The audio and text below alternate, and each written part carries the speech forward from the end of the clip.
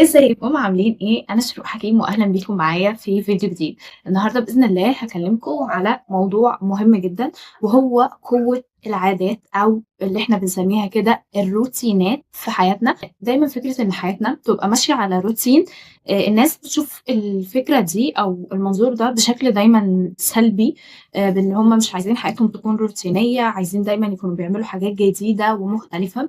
لكن دي مش حاجه صح تماما، لأن النجاح أو دايمًا أي هدف إحنا بنكون حاطينه لنفسنا ده بنسبة تقريبًا 99% بييجي لنا بعد consistency، أو بمعنى بييجي لنا بعد ما نكون فعلًا استمرينا وعملنا مجهود في حاجة وقت كبير أوي، لدرجة إن هي بقت عادة عندنا وقدرنا إن إحنا نوصل لها. لكن مش أبدًا بتيجي من ضربة حظ أو بإن أنا أول مرة أجرب وتيجي معايا. لو حصل كده في مرة فمش هيحصل كده في الطبيعي. فدايمًا العادات أو الروتينات، إن أنا تكون حياتي دايمًا منظمة وعارفة بالضبط إيه اللي ورايا وإيه اللي عليَّ، إيه اللي ما ينفعش يتأخر، إيه الحاجات اللي أنا لازم أعملها، وإيه الخطوات بالضبط اللي أنا المفروض أعملها كل يوم عشان أوصل وأحقق النتيجة اللي أنا عايزاها. كده الحكاية تكون منطقية شوية.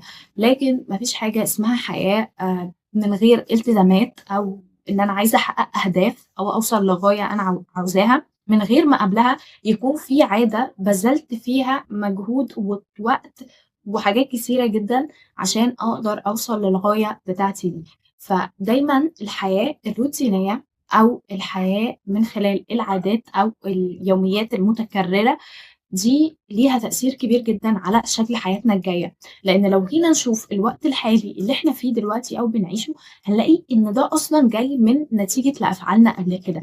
يعني مثلًا أنا السنة دي كنت محددة لنفسي إن أنا أحقق 1، 2، 3، وجيت عند الوقت اللي المفروض أشوف نفسي أنا فعلًا وصلت للحاجات دي والّا لأ، لقيتني ما وصلتش لأي حاجة. طب ما أبُص قبليها بسنة، أنا كانت إيه الحاجات أصلًا اللي عملتها اللي فعلًا توصّلني للحاجات دي. بنسبة 100% هالاقي إن أنا ما عملتش أي حاجة ليها علاقة أو صِلة بالحاجة اللي أنا عايزاها دي، وإلا فعلًا كنت حصلت عليها. فعشان كده لازم دايمًا نتحكّم في عاداتنا وفي وقتنا وفي كل ذرّة في حياتنا، عشان ده فعلًا اللي هنكون عليه بُكرة، وده المستقبل بتاعنا.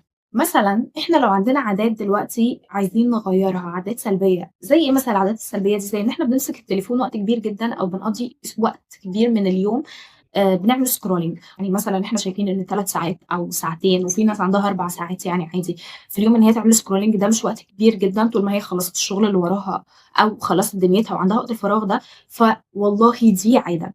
حتى لو أنت شايفها حاجة من وقت فراغك، دي بقت عادة بنسبة كبيرة جدًا. هي أنت دلوقتي في عادة، بدليل إن أنت بتعملها كل يوم. عقلك الباطن بقى مستوعب وفاهم كويس أوي هو بيعمل إيه كل يوم في الوقت ده.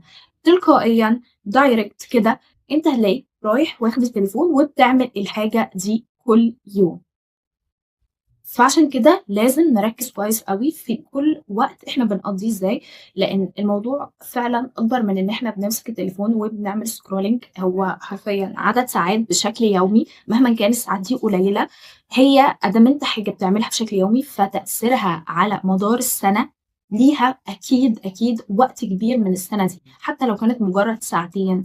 فمتخيّل إن أنت مثلًا تبقى ضيّعت تقريبًا 720 ساعة بتعمل فيها بس الحاجة دي. فإحنا محتاجين نتحكم كويس أوي في الحاجات اللي إحنا بنعملها يوميًا، أو المهام اللي هي فعلًا بتاخد مننا يومنا كل يوم، لإن هي دي حياتنا. أول حاجة لازم أفهمها كويس جدًا إن أنا لازم أكون منظمة في حياتي. ما ينفعش أي حاجة لمجرد إن هي دخلت حياتي دي أحط لها موضع تركيز، لإن معظم فعلًا الحاجات اللي إحنا حاطين لها موضع تركيز في حياتنا هي حاجات تافهة جدًا. زي إن إحنا بنعمل scrolling أكتر تقريبًا ما بنشوف إحنا ورانا إيه، زي إن إحنا هنفضل نشوف أخبار الناس أو نسمع أخبار الناس عمومًا بقى، مش من السوشيال ميديا بس، من حياتنا عمومًا، من غير ما يكون وراه هدف مفيد. زي إن إحنا نفضل نكون محاوطين بناس مش مستفيدين منها في أي حاجة في حياتنا، لمجرد إن إحنا بنتسلى أو بنستمتع، مع إني صراحةً لا أجد في ذلك أي استمتاع.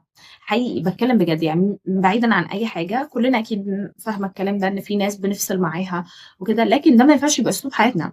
الناس اللي بنفصل معاها دي يعني قد نقابلها مثلًا مرّة في الشهر، ما أعتقدش أكتر من كده خالص. آمم، فإحنا لازم نكون منظمين في حياتنا وفي عاداتنا، لإن هو ده مستقبلنا. دي الحاجة اللي هتودينا لبكرة، مكان اللي إحنا بكرة هنكون فيه هو نتيجة أعمالنا وعاداتنا وروتيناتنا النهاردة. فلازم زي ما قُلت لكم نكون مركّزين، موضّحين لنفسنا بورقة وقلم، ونطبّق كل حاجة إحنا بنكتبها عمليًا، مش نكتفي إن إحنا حطينا أهدافنا على الورقة وخلاص، هو ده كده إحنا عايزين ده وخلاص. هي مش هتتحقق لوحدها، ما فيش أي حد هييجي يحققها لكم، والطريقة الوحيدة إن أنت هتاخد الحاجة اللي أنت فعلًا عايزها أو عايز توصل لها إنك تكون الشخص اللي هيحققها. ما فيش حد هييجي يحقق لك حاجة، ما فيش حد هياخدك من إيدك وهيوديك لحد الباب اللي بيسلموا عليه المكافآت. ما فيش حاجة اسمها كده، وما فيش مفتاح سحري. كل واحد بياخد نتيجة أعماله وأفعاله من عاداته. عشان كده العادات هي حاجة قوية جدًا وخطيرة في نفس الوقت جدًا. حاجة مهمة تانية لازم نتكلم عليها، وهي إن أنا بعد ما فضيت وقت للعادات السيئة اللي أنا بقيت كنت باعملها، الوقت ده هاوديه فين؟ الوقت ده دلوقتي عندي بقى مندرج تحت حاجة اسمها الفراغ. وما أدراكم ما الفراغ؟ الفراغ ده بيودي الناس فوق سابع سما أو بياخدهم تحت سابع أرض. عشان بس نكون الصورة واضحة، أنا ممكن أكون باعمل حاجات أنا فعلًا هي بتريحني نفسيًا، زي إن أنا عندي ساعة كل يوم ألعب games. لو أنت شخص فعلًا منضبط، باتكلم بجد، لو أنت شخص منضبط، أنت فعلًا هي هتخلّيها ساعة أنت بتفصل فيها games، بتعمل فيها أي حاجة. لو أنت شخص مش منضبط، الساعة دي للأسف الشديد هتبقى ساعتين games، وفي يوم من الأيام ممكن تبقى 3 و4 وقد تكون في وقت كل يومك.